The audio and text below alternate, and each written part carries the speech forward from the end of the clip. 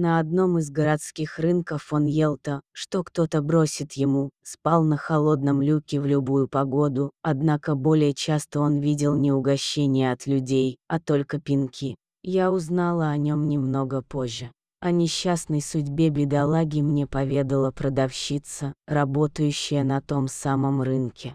Я стала подкармливать песика, и мы быстро стали друзьями. Он оказался из тех собак, которые умеют очаровать с первого взгляда, воспитанный, умный, благородный. Я бы даже назвала его интеллектуалом. Он постоянно о чем-то размышляет и внимательно ловит каждое сказанное слово, он все понимает. Каждый раз я уходила от него с тяжестью на сердце, ведь очень боялась того, что завтра могу не увидеть этого интеллигентного пса, так как на этом рынке ни одна собака не прожила больше года. Тогда я еще не обзавелась группой в соцсетях, поэтому старалась пристроить животное в своем городе любыми путями. Однако никто не хотел его брать, и я с болью в сердце наблюдала за тяжелой жизнью песика. Каждый раз, как я уходила домой, обещала ему, что очень скоро у него появится дом, где его больше никто не будет обижать.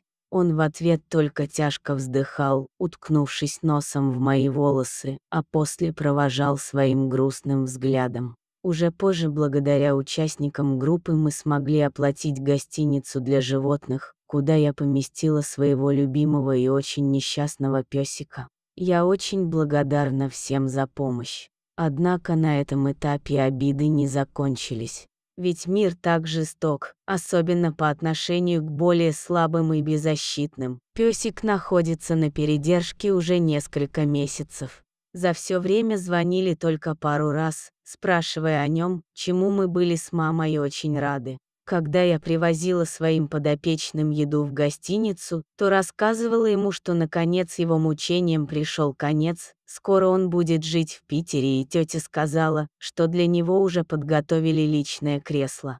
Нужно только еще совсем немного потерпеть. Накануне мне поступил звонок от женщины, которая пожелала взять песика к себе, однако мне запомнилась ее одна фраза: «Кому он нужен с таким несимметричным окрасом?»